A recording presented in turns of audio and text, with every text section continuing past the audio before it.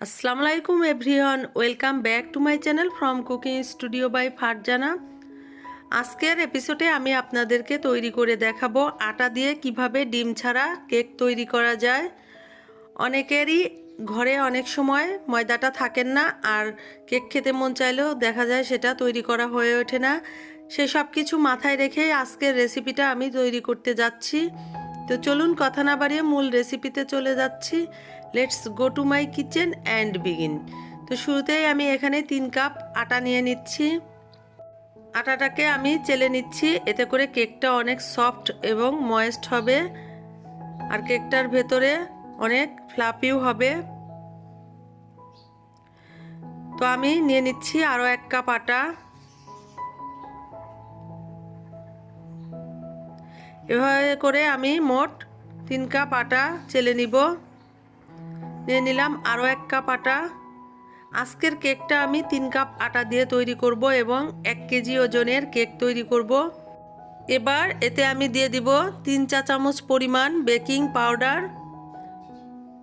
এরপর আমি দিয়ে দিচ্ছি 1.5 চা চামচ পরিমাণ বেকিং সোডা। যেহেতু আমি এখানে কোনো প্রকার ডিম ব্যবহার করছি না, তাই এখানে বেকিং সোডাটা অ্যাড করতে হবে। আর 1 চা চামচ পরিমাণ লবণ। আর এখন দিয়ে দিচ্ছি 2 কাপ চিনি।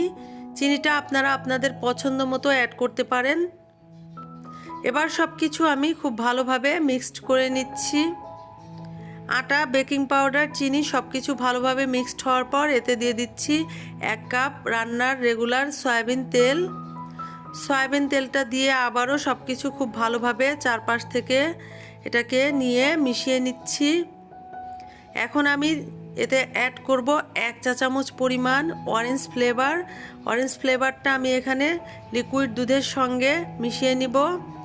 এখানে আমি 1 কাপ দুধ আরও 1/3 কাপ দুধ নিয়েছি। এতে করে কেকের ব্যাটারটা একদম পারফেক্ট হবে। তো দুধটা দেবার পর আমি এটাকে ভালোভাবে মিক্সচার করে নিচ্ছি। সম্পূর্ণ দুধটা একবারে দিতে যাবেন না, এতে করে ব্যাটারটা মিক্সড করতে অসুবিধা হবে।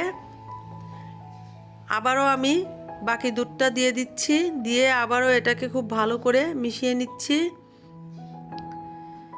দুধটা দিয়ে খুব ভালোভাবে এটাকে মিশিয়ে নিতে হবে।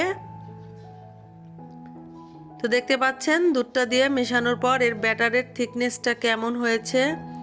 খুব ভালোভাবে এটাকে নেড়ে চেড়ে মিশিয়ে নিতে হবে। ব্যাটারটাকে খুব ভালোভাবে মিশানো হয়ে গিয়েছে, আর এখন আমি এতে অ্যাড করে দিব 1 টেবিল চামচ পরিমাণ হোয়াইট ভিনেগার। হোয়াইট ভিনেগারটা দেওয়ার পর আবারও আমি খুব ভালোভাবে এটাকে মিশিয়ে নেব, যেন কোথাও কোনো বাদ না থেকে যায়। এই হোয়াইট ভিনেগারটা দেওয়ার অর্থ হচ্ছে এখানে যে আমি বেকিং সোডাটা দিয়েছি সেটা যেন খুব ভালোভাবে অ্যাক্টিভ হয়ে যায়। যেহেতু আমি আজকের কেকটা ডিম ছাড়া তৈরি করছি, তাই অবশ্যই চেষ্টা করবেন বেকিং সোডা এবং হোয়াইট ভিনেগারটা দেওয়ার জন্য। এতে করে কেকটা যেমন সফট হবে এবং ফ্লাফি হবে, আর ফ্লাফি হওয়ার পর কেকটা দেবে যাবার কোনো চান্স থাকবে না। তো এবার আপনাদেরকে আমি একটু দেখিয়ে দিচ্ছি, স্ক্রিনে দেখে নিশ্চয়ই বুঝতে পারছেন এর ব্যাটারের থিকনেসটা কেমন হবে। এখন আমি এটাকে চুলায় ব্রেক করার জন্য একটি মোল্ডে বসিয়ে নেব। এখানে আমি একটি মোল্ড নিয়েছি, আর মোল্ডে সয়াবিন তেল দিয়ে দিচ্ছি, আর এটাকে ব্রাশ করে একটি লেখালেখির কাগজ এতে বসিয়ে নিব। তেলটা ব্রাশ করার পর আমি আবারও এর উপরে একটা কাগজ দিয়ে দিব। কাগজটা দিয়ে আবারও এর উপরে একটু তেল ব্রাশ করে নিব, এতে করে কেকটা ডিমোল্ড করতে সহজ হবে।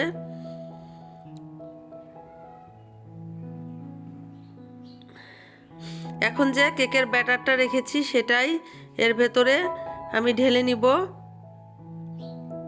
কেকের ব্যাটারটা উপর থেকে আমি ঢেলে নিচ্ছি, আর ঢেলে নেবার পর এটাকে একটু ট্র্যাপ করে দিতে হবে, এতে করে কেকের ভেতরে যে বাবলগুলো থাকবে সেটা বের হয়ে যাবে। সম্পূর্ণ ব্যাটারটা ঢেলার পর আমি আবারও যে সাইডের যে অংশগুলো আছে সেটাকে কেচে কুচে এর ভেতরে দিয়ে দিচ্ছি।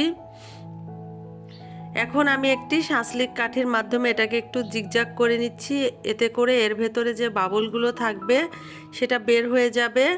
আর উপর থেকে একটু 2-3 বার ট্র্যাপ করে নিচ্ছি, এতে করে বাবল বের হয়ে আসবে।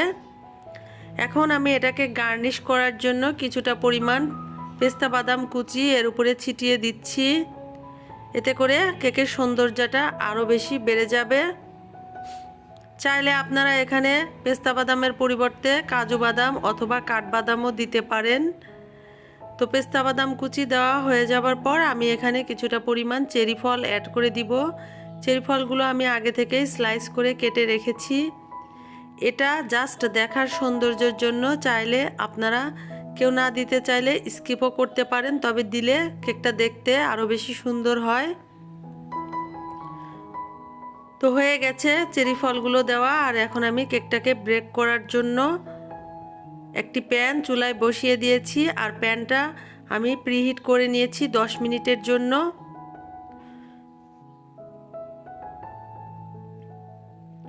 10 মিনিট প্রিহিট করার পর এর ভেতরে একটি স্ট্যান্ড বসিয়ে দিয়েছি, আর এর মাঝে আমি কেকের মোল্ডটা বসিয়ে দিলাম। ওপর থেকে একটি ঢাকনা দিয়ে দিচ্ছি।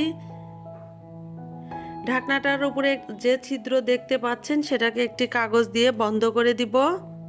আর এই কেকটা তৈরি হবার জন্য প্রায় 40 থেকে 45 মিনিট সময় লাগবে। 40 থেকে 45 মিনিট ব্রেক হবার পর আমি আবারও ফিরে আসছি। কেকটা বেক হওয়ার জন্য 40 থেকে 45 মিনিট হয়ে গিয়েছে, আর এবার আমি ঢাকনাটা তুলে নিচ্ছি। এখন একটি সাঁচলিক কাঠির মাধ্যমে কেকটা চেক করে নিব, আর ভেতরে যদি কাঁচা থাকে তাহলে আবারও 5 থেকে 10 মিনিটের মতো এটাকে ব্রেক করতে হতো। তো দেখতে পাচ্ছেন কাঠিটা একদম ক্লিন হয়ে বের হয়ে এসেছে, আর এখন আমি এটাকে ঠান্ডা করে কেকটা ডিমোল্ড করে নিচ্ছি। আজকের এই কেকটা আমি তৈরি করেছি 3 কাপ আটা দিয়ে, 1 কেজি ওজনের কেক। তো আপনারা যদি এই কেকটা তৈরি করতে চান তো খুব সহজেই ডিম ছাড়া আটা দিয়ে বাসায় তৈরি করে ফেলতে পারবেন। দেখে নিশ্চয়ই বুঝতে পারছেন এর কালারটাও দেখতে কতটা সুন্দর হয়েছে। এখন পেছনের কাগজটা আমি তুলে নিচ্ছি। এরপর আমি কেটে আপনাদেরকে সার্ভ করে দেখাচ্ছি এর ভেতরটা কতটা পর্যন্ত ফ্লাফি এবং সফট হয়েছে। তো দেখে নিশ্চয়ই বুঝতে পারছেন এই কেকটার ভেতরটাও কালারটা যেরকম সুন্দর হয়েছে আর সফট আর ময়েস্টও হয়েছে। আর এই কেকটা কিন্তু কোনো প্রকার দেবে যায়নি, খুব ভালোভাবেই ব্রেক হয়ে গিয়েছে।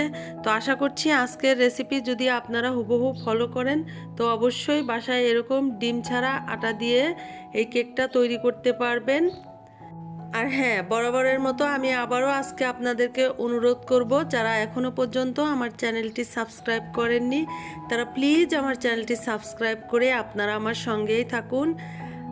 আজকের রেসিপিটা যদি আপনাদের কাছে ভালো লেগে যায় তো প্লিজ একটি লাইক দিতে ভুলবেন না। সবাই খুব ভালো থাকবেন। পরবর্তী রেসিপি দেখার আমন্ত্রণ জানাচ্ছি। আজকের মতো বিদায় নিচ্ছি। আল্লাহ হাফেজ।